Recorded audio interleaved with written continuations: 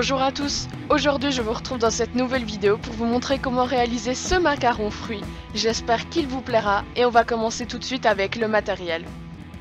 J'ai utilisé de la pâte chocolat, de la pâte blanche, de la pâte jaune tournesol et jaune citron, de la pâte mandarine, framboise, violet pourpre, des outils coupants, un rouleau ou une machine à pâte, des aiguilles, des dotting tools de différentes tailles, un pinceau en silicone, une extrudeuse avec un embout carré, de la fimo liquide, ainsi qu'une pince et des tiges à œil. Et on va donc passer tout de suite au tuto. J'ai commencé par prendre de la pâte blanche avec un peu de framboise, du violet pourpre et j'en ai fait un mélange. Je suis venue l'aplatir comme ceci pour en faire un cylindre. Prenez votre temps, c'est ce qui va décider la taille de votre canne.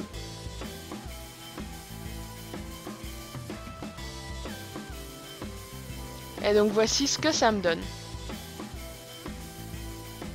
Et je l'ai ensuite coupé en 8 parts.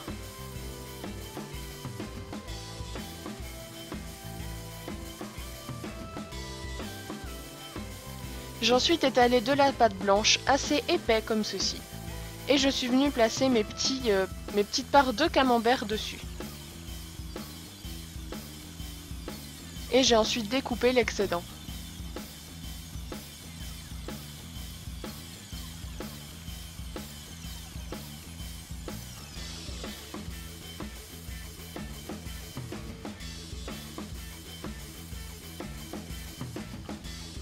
On va ensuite venir les assembler comme ceci, pour qu'il y ait un côté blanc entre chaque part.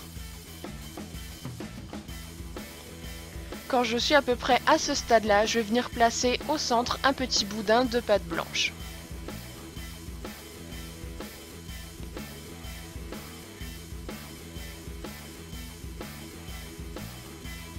Et je vais continuer de disposer mes parts tout autour.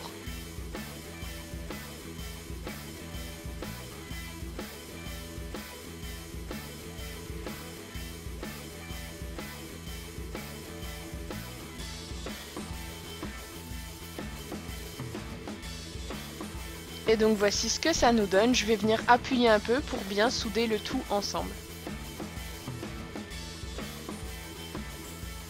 J'ai ensuite réaplati de la pâte blanche à la même épaisseur que tout à l'heure. Et je vais venir y découper une bande de la largeur de mon camembert juste avant. Et je vais venir l'enrouler autour en commençant sur une petite ligne blanche comme vous pouvez le voir.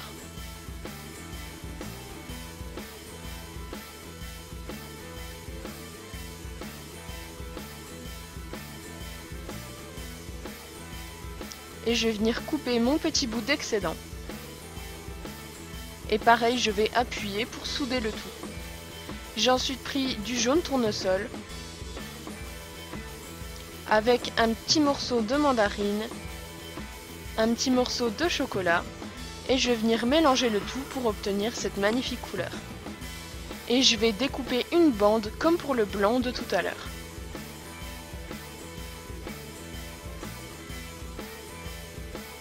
Et je vais également le placer sur le blanc de tout à l'heure en partant du même endroit pour faire une jointure plus propre.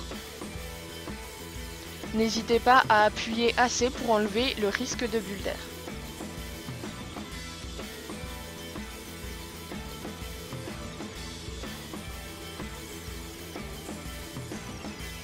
Et je vais ensuite pouvoir commencer à rétrécir ma canne, donc c'est l'étape la plus délicate du tuto.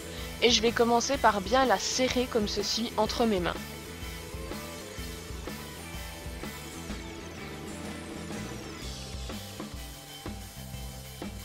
Je vais continuer jusqu'à ce que la largeur s'agrandisse, on va dire. Et je vais pouvoir commencer à rouler très délicatement. Ne le faites pas trop tôt, sinon ça va tout déformer, tout ce qu'on vient de faire.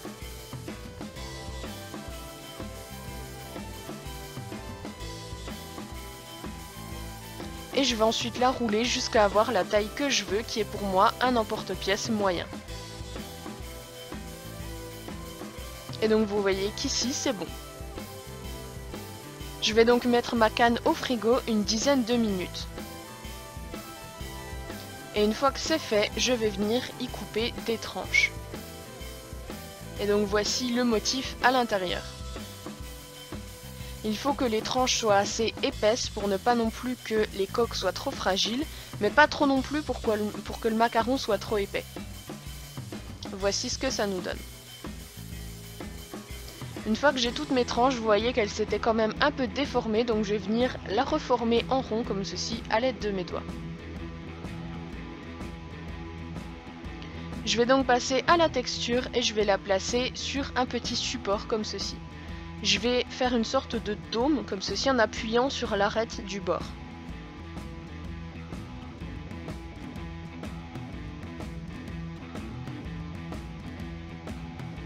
Et voici ce que ça nous donne pour le moment. J'ai ensuite pris mon scalpel et j'ai tracé une ligne tout autour de la moitié à peu près de l'épaisseur de la coque.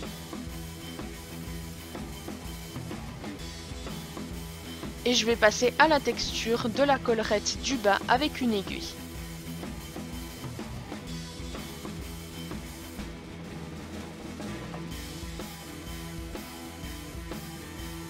Et donc voici le résultat.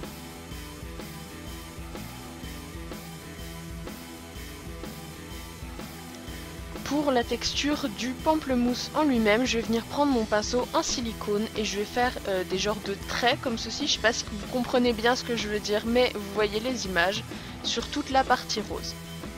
Et je vais ensuite repasser par-dessus avec mon aiguille en faisant dans un premier temps le contour et en faisant des genres de petits traits comme ceci. C'est ce qui va créer l'effet de la pulpe de l'agrume. Et je vais répéter l'opération sur tous mes quartiers.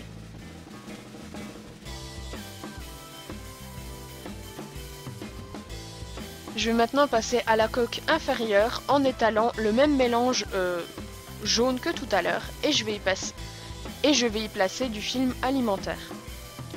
Je vais y découper un rond avec mon emporte-pièce et donc voici ce que ça nous donne, une sorte de petit bombé. Et comme pour la coque précédente, je vais faire un trait avec mon scalpel sur la moitié de l'épaisseur. Et je vais venir texturer la petite collerette.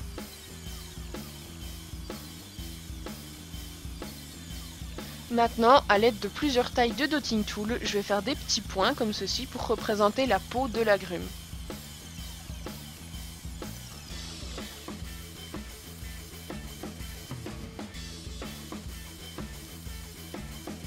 Et je fais ça donc avec différentes tailles comme je viens de vous le dire.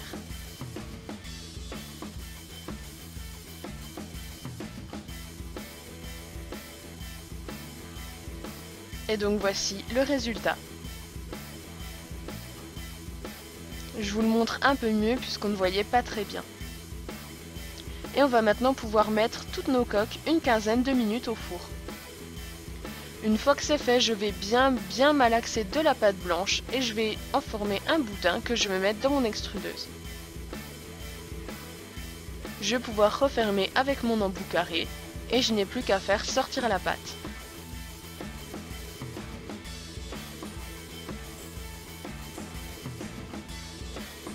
Je vais en prélever un morceau que je vais venir torsader entre mes doigts comme ceci pour créer la ganache.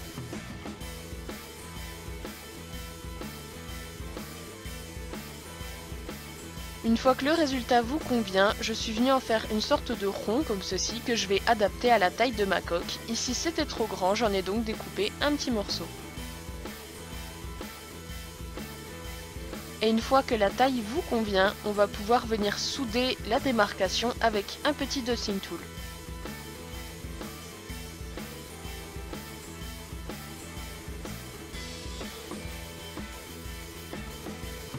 J'ai ensuite placé un petit peu de fimo liquide sur chacune de mes coques que je suis venue étaler.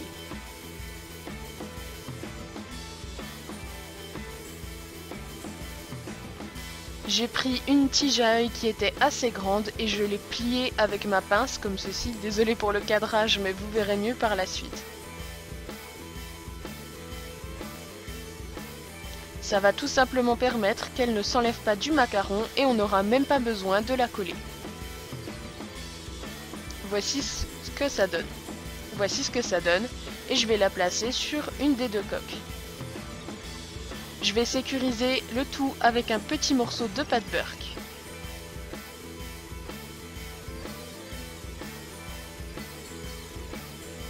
On n'a plus qu'à venir placer la ganache sur notre coque et à refermer avec la seconde.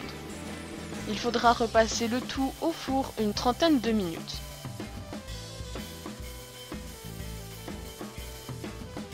Et donc voici le résultat. J'espère que ce tuto vous aura plu. Si c'est le cas, vous pouvez liker et commenter la vidéo. Et moi je vous retrouve la semaine prochaine. Bye bye!